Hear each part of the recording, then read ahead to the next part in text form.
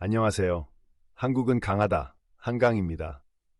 여러분이 중국이라는 거대한 나라 옆에 있는 작은 섬나라 대만이라고 상상해 보세요. 오랫동안 수천, 수만 개의 복잡한 문자로 이루어진 중국식 글쓰기 방식을 사용해 왔습니다.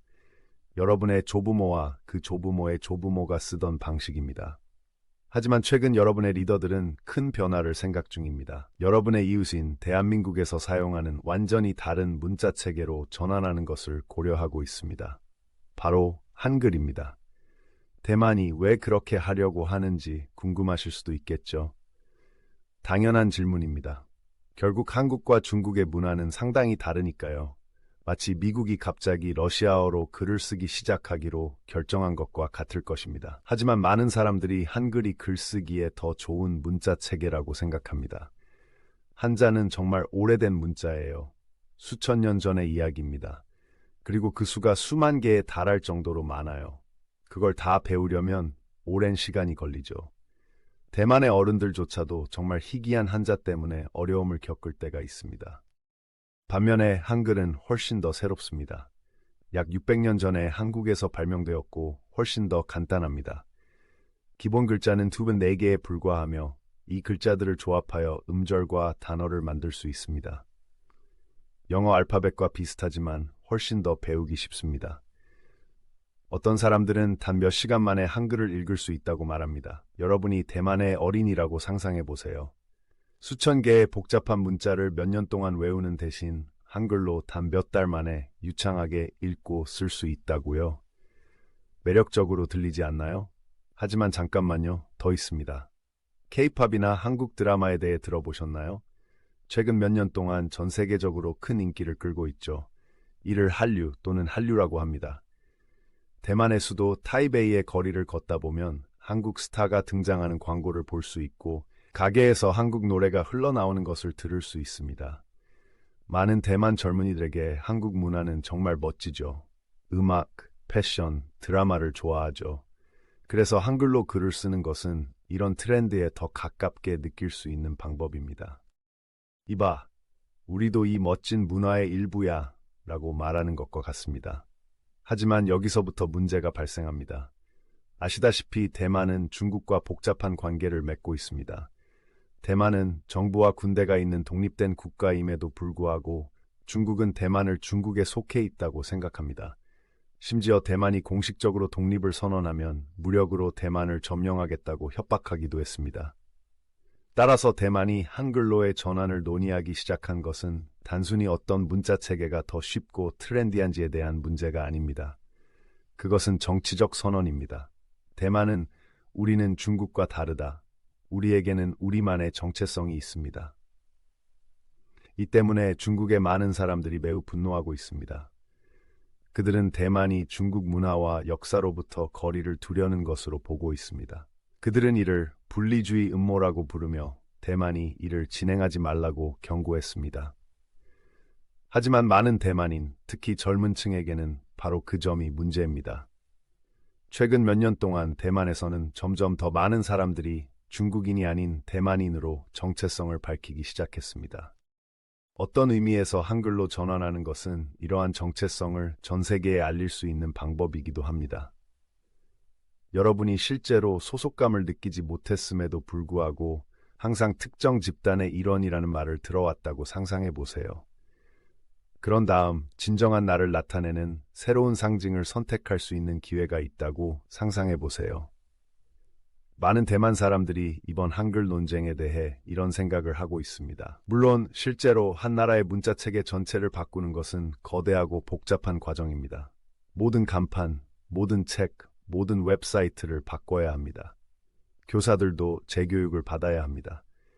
몇 년, 어쩌면 한 세대가 걸릴 수도 있습니다. 그리고 이미 긴장된 대만과 중국의 관계가 더욱 악화될 수도 있습니다. 하지만 때로는 크고 강력한 이웃국가 옆에 있는 작은 나라라면 용기를 내서 자신의 정체성을 주장해야 합니다. 그것이 큰 위험을 감수하는 것을 의미하더라도 말입니다. 이것이 바로 대만과 한글의 이야기입니다. 한글은 단순히 문자와 기호에 관한 것이 아닙니다. 대만이 세계 속에서 어떤 사람이 되고 싶은지, 어떻게 자신의 이야기를 전달하고 싶은지에 대한 이야기입니다. 보시다시피 다양한 측면을 고려해야 하는 흥미로운 상황입니다. 여러분은 어떻게 생각하시나요? 만약 여러분이 대만 학생이라면 한글을 배우는 것에 흥미를 느끼시나요? 아니면 대만이 번체자를 고수해야 한다고 생각하시나요? 쉬운 답은 없지만 한 가지 확실한 것은 전 세계가 이 언어와 문화의 모험에서 앞으로 어떤 일이 일어날지 주의 깊게 지켜볼 것이라는 점입니다. 이제 대만에서 큰 반향을 일으키고 있는 이 문자 체계에 대해 더 자세히 알아봅시다. 한글이란 정확히 무엇이며 왜 그렇게 많은 사람들이 한글이 위대하다고 생각하는 걸까요? 여러분이 신비한 문자 체계의 암호를 해독하는 언어 탐정이라고 상상해 보세요. 먼저 글자의 모양을 살펴보는 것부터 시작하죠. 영어에는 A, B, C 같은 글자가 있고 각각 고유한 모양을 가지고 있습니다. 하지만 한글은 소리를 낼 때 입에서 나는 모양을 본떠서 글자가 만들어졌어요. 예를 들어 미음이라고 불리는 미인 글자는 미임 소리를 표현한 것이죠. 자세히 보면 작은 상자나 입을 담은 모양처럼 보이기도 합니다. 그 이유는 미임 소리를 낼 때 상자를 닫는 것처럼 입술이 모이기 때문입니다. 또는 문자 시라고 함을 예로 들어보세요. S 소리를 나타냅니다. 그리고 보면 거의 작은 이빨처럼 보입니다. 소리를 낼 때 혀끝이 이 글자의 모양처럼 치아 뒤쪽에 닿기 때문이죠. 멋지지 않나요? 마치 글자가 발음하는 방법에 대한 힌트를 주는 것 같아요. 이것이 한글이 세계에서 가장 논리적이고 배우기 쉬운 문자 체계 중 하나로 꼽히는 이유 중 하나입니다. 하지만 한글의 천재성은 여기서 멈추지 않습니다. 기본 글자가 숲은 4개라고 말씀드렸던 거 기억하시죠? 이 글자들은 특정한 방식으로 결합하여 음절을 만들어냅니다.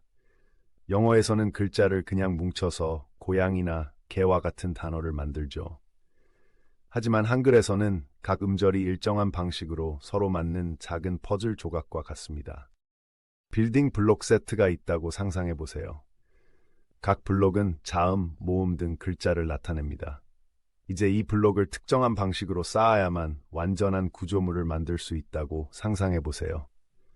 한글 음절이 바로 이런 방식입니다. 예를 들어 한국어로 하나를 의미하는 한이라는 음절을 예로 들어보겠습니다. 한은 G, A, N, N의 3글자로 구성되어 있습니다. 하지만 아무 순서로나 쓸 수는 없습니다. 자음은 위쪽이나 왼쪽에, 모음 안은 오른쪽이나 아래쪽에, 자음님은 맨 아래에 적어야 합니다. 이들을 쌓으면 한이 됩니다. 한글의 모든 음절에 이 블록 같은 구조가 적용됩니다. 해독만 하면 무엇이든 읽을 수 있는 비밀 암호와도 같죠. 각 기호가 전체 단어나 개념을 나타내며 수천 개의 기호를 개별적으로 외워야 하는 한자와 비교해 보세요. 한글 학습자의 진도가 훨씬 빠른 것은 당연한 일입니다. 하지만 한글이 그렇게 훌륭하다면 왜 더 많은 나라에서 한글을 사용하지 않나요? 라고 생각할 수도 있습니다. 여기서 역사를 살펴볼 필요가 있습니다. 한글이 항상 한국의 공식 문자 체계였던 것은 아닙니다. 오랫동안 한국인들은 한자라고 부르는 한문도 사용했습니다. 하지만 1400년대에 세종대왕이라는 현명한 왕은 한자가 일반 백성들이 배우기에는 너무 어렵다는 것을 깨달았습니다. 그는 학력이나 사회계층에 관계없이 누구나 사용할 수 있는 문자 체계를 원했습니다. 그래서 세종은 여러 학자들과 함께 한국어를 위해 특별히 고안된 새로운 알파벳을 만들기 시작했습니다. 그렇게 한글이 탄생했습니다. 하지만 즉각적인 성공은 아니었습니다. 당시 많은 학자들과 엘리트들은 한글이 너무 단순하고 비학문적이라고 여겨 경시했습니다. 그들은 공문서와 문헌에 한자를 계속 사용했습니다. 20세기에 이르러서야 한글이 진정으로 한국의 지배적인 문자 체계가 되었습니다. 오늘날 한글은 한국인의 정체성과 독창성의 상징으로 칭송받고 있습니다. 전 세계 언어학자들의 찬사를 받고 있으며 1997년 유네스코는 문맹 퇴치에 기여한 공로로 세종대왕 문해상을 수여하기도 했습니다. 하지만 한글의 영향력은 한국의 국경에서만 멈추지 않습니다. 음악, 드라마, 영화 등을 통해 한국 문화가 전 세계로 확산되면서 한국어를 배우려는 사람들이 점점 더 많아지고 있습니다. 그리고 한글은 이 매혹적인 세계로 들어가는 관문입니다. 대만이 한글을 채택한다면 완전히 새로운 문화 교류와 이해의 영역이 열릴 수 있다고 생각해 보세요. 대만 학생들은 이 훌륭한 문자 덕분에 한국 책을 읽고 한국 드라마를 보고 한국 사람들과 소통할 수 있게 될 것입니다. 물론 한 나라의 문자 체계를 바꾸는 것은 결코 쉬운 일이 아닙니다. 교육, 출판, 공공표지판 등의 엄청난 노력이 필요하죠. 하지만 한글의 이야기에서 우리가 배울 수 있는 한 가지가 있다면 문자 체계는 단순한 의사소통의 도구가 아니라 자부심의 원천이자 문화 간의 가교이며 국가의 정체성을 상징할 수 있다는 것입니다. 그러니 다음에 K-팝 뮤직비디오나 서울의 거리 표지판에서 이 매혹적인 작은 글자를 보게 된다면 그 뒤에 숨겨진 놀라운 이야기를 기억해 보세요. 그리고 누가 알겠습니까? 언젠가 타이베이의 거리에서도 이 글자를 볼 수 있을지도 모르죠. 지금까지 살펴본 것처럼 대만이 한글을 채택한 것은 단순히 새로운 문자 체계를 선택하는 것 이상의 의미가 있습니다. 대만이 복잡한 정치 환경 속에서 자신의 정체성을 정의하려는 노력에 관한 이야기입니다. 마치 대만이 한편에는 중국을, 다른 한편에는 자국의 고유성에 대한 열망을 가지고 줄다리기를 하고 있는 것과 같습니다. 여러분이 대만 학생이고 학교에서 자국의 역사에 대해 배운다고 상상해 보세요. 대만의 역사는 여러 장으로 구성되어 있으며 각 장마다 독특한 캐릭터와 반전이 있다는 것을 알게 됩니다. 오래전 대만에는 각자의 언어와 문화를 가진 원주민 부족이 살고 있었어요. 그러다가 1600년대에 유럽 탐험가들이 도착했고 그 뒤를 이어 중국인들이 정착했습니다. 한동안 대만은 일본의 식민지이기도 했어요. 하지만 제2차 세계대전 후 장개석이 이끄는 중화민국 정부는 중국 국공내전에서 마오쩌둥의 공산당에 패한 후 타이완으로 후퇴했습니다. 수십 년 동안 대만의 중화민국 정부는 중국 전역의 정당한 통치자라고 주장했습니다. 하지만 시간이 지나면서 중국 본토가 더욱 강력해지고 대만이 민주화되면서 대만이 별도의 대만 국가라는 생각이 자리 잡기 시작했습니다. 여기서 줄다리기가 시작됩니다. 한쪽에서는 대만이 분리할 수 없는 중국 영토의 일부라고 주장하는 이중국이 있습니다. 대만과 중국 본토가 역사, 문화, 언어를 공유한다는 점을 그 증거로 제시합니다.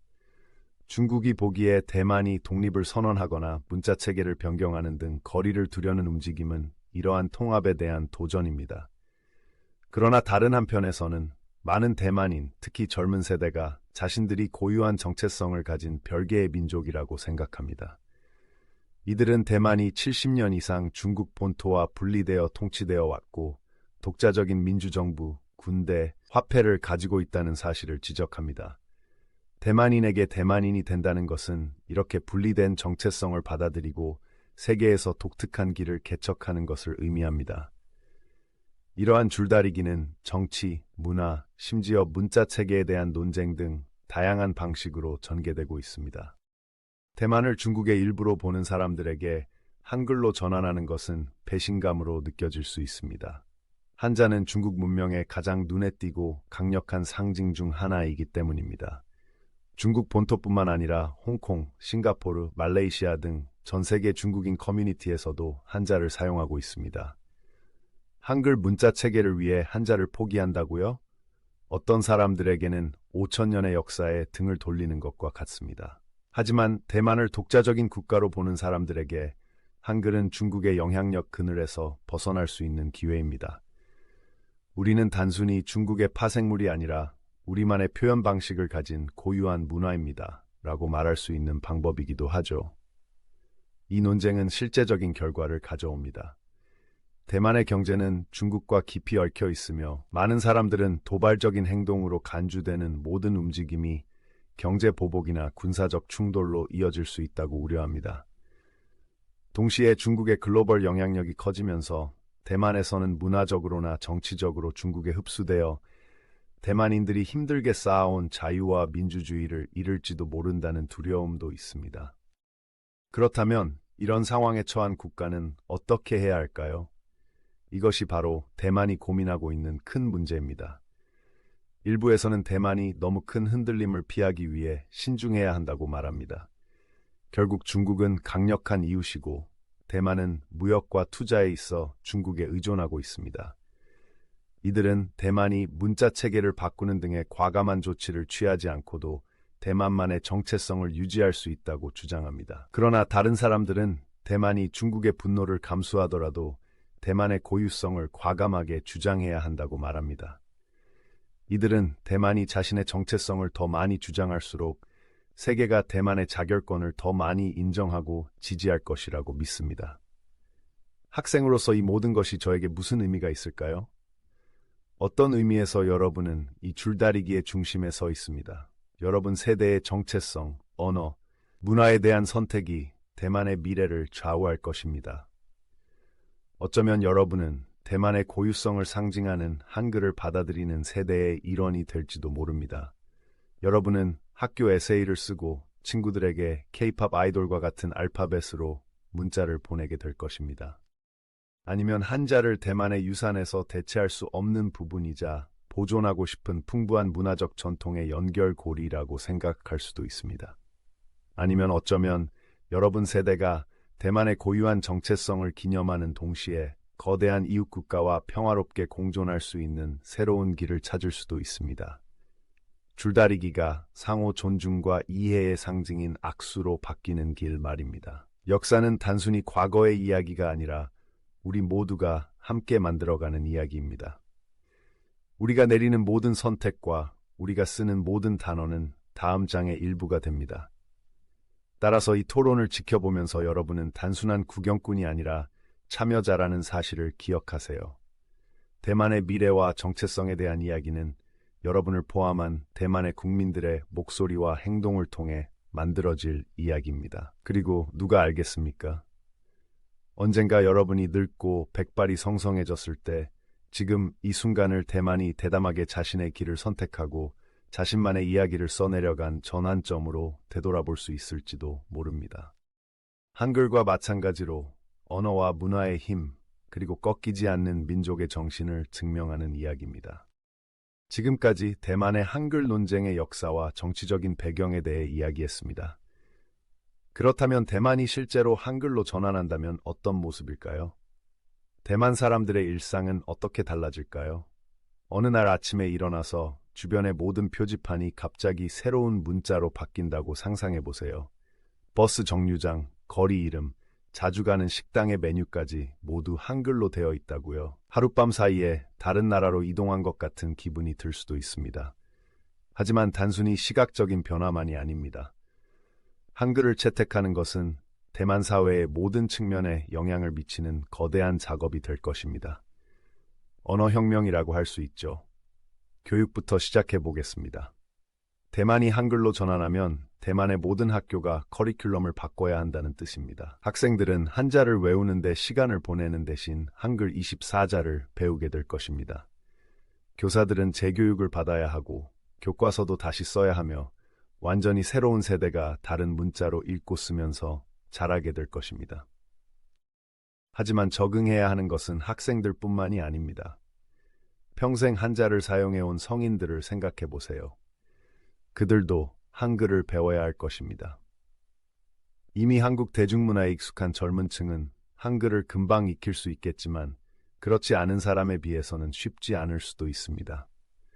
하지만 기성세대에게는 정말 어려운 일이 될 수 있습니다. 수십 년 동안 한자로 읽고 쓰셨던 조부모님이 갑자기 새로운 알파벳을 배워야 한다고 상상해 보세요. 처음에는 답답할 수도 있고 조금 무서울 수도 있습니다. 하지만 시간이 지나고 연습을 하다 보면 한글이 익숙한 복잡한 한자보다 읽고 쓰기가 더 쉽다는 것을 알게 될 수도 있습니다. 그리고 일상적인 의사소통에 미치는 영향도 있습니다. 현재 대만 사람들은 문자 메시지든 공식적인 편지가든 서로에게 편지를 쓸 때 한자를 사용합니다. 하지만 한글이 생기면 모든 것이 바뀔 것입니다. 사람들은 새로운 문자를 배우는 것뿐만 아니라 자신을 표현하는 새로운 방법을 배워야 할 것입니다. 말투는 그대로지만 새로운 언어를 배우는 것과 비슷할 수 있습니다. 연애편지나 비즈니스 이메일, 쇼핑 목록을 작성하는 방식이 모두 달라질 것입니다. 어떤 의미에서는 두뇌를 새로운 방식으로 생각하도록 재구성하는 것과 같다고 할 수 있습니다. 하지만 변화는 여기서 멈추지 않습니다. 대만의 도서관에 있는 모든 책, 모든 신문과 잡지, 모든 웹사이트와 소셜미디어 게시물을 생각해 보세요. 이 모든 것을 한글로 번역해야 합니다. 엄청난 양의 자원과 인력이 필요한 엄청난 작업이 될 것입니다. 하지만 이는 또한 엄청난 기회가 될 수도 있습니다. 대만 전역의 학자, 작가, 언어 애호가들이 한데 모이는 대규모 번역 프로젝트를 상상해 보세요. 이들이 함께 협력하여 지식과 창의성의 보고인 한글로 된 새로운 대만 문학 및 미디어를 만들어 완전히 새로운 독자들이 접근할 수 있도록 할 수 있습니다. 그리고 한글을 채택하면 대만이 완전히 새로운 문화 교류의 세계로 나아갈 수 있습니다. 지금은 한국 문화에 관심이 있는 대만인이 한글을 모른다면 한국 책이나 웹사이트를 읽는데 어려움을 겪을 수 있습니다. 하지만 한글이 대만에서 일상생활의 일부가 된다면 그런 장벽은 사라질 것입니다. 대만 사람들이 한국 소설을 원어로 읽고 한국 드라마를 자막 없이 시청하고 온라인에서 한국 사람들과 직접 소통할 수 있게 되는 것이죠. 대만과 한국 사이에 한 글자 한 글자 문화적 다리를 놓는 것과 같습니다. 물론 대만의 모든 사람들이 이 아이디어에 동의하는 것은 아닙니다. 일부에서는 한글을 채택하면 대만의 중국어 유산을 잃게 될 것이라고 우려하기도 합니다. 이들은 한자가 단순한 문자 체계가 아니라 수천 년의 역사, 예술, 철학을 이어주는 연결고리라고 주장합니다. 다른 사람들은 현실적인 문제에 대해 걱정합니다. 한 나라의 문자 체계를 바꾸는 것은 결코 쉬운 일이 아니며 막대한 시간과 돈, 노력을 투자해야 합니다. 일부 사업주들은 간판과 포장을 모두 바꾸는 데 드는 비용에 대해 걱정합니다. 어떤 부모들은 자녀들이 새로운 학습 방식에 어떻게 적응할지 걱정합니다. 이는 모두 타당한 우려이며 한글 논쟁이 복잡한 이유 중 하나입니다.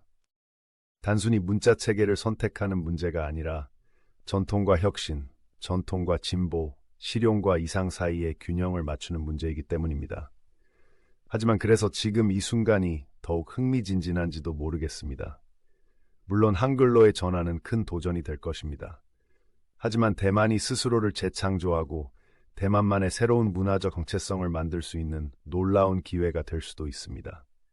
한글과 한자가 공존하는 대만, 여러 문자를 유창하게 구사하고 다양한 문화적 전통의 장점을 살릴 수 있는 대만을 상상해 보세요. 전 세계와 더 많이 연결되어 있고 새로운 아이디어와 영향에 더 개방적이며 자신의 목소리와 이야기에 더 자신감을 갖는 대만을 상상해 보세요.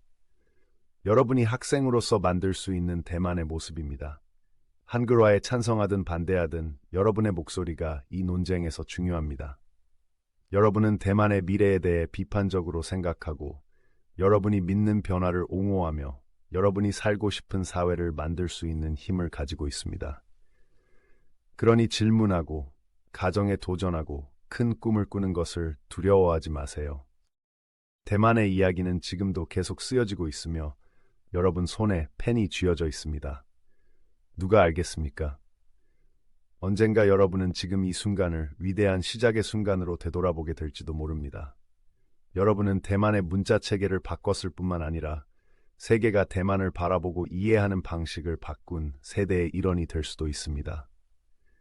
이 이야기는 충분히 가치 있는 이야기가 아닐까요? 한 번에 한 글자씩 대담하게 달라지고 스스로의 길을 개척하고 역사에 이름을 남기려 했던 작은 섬나라의 이야기였습니다.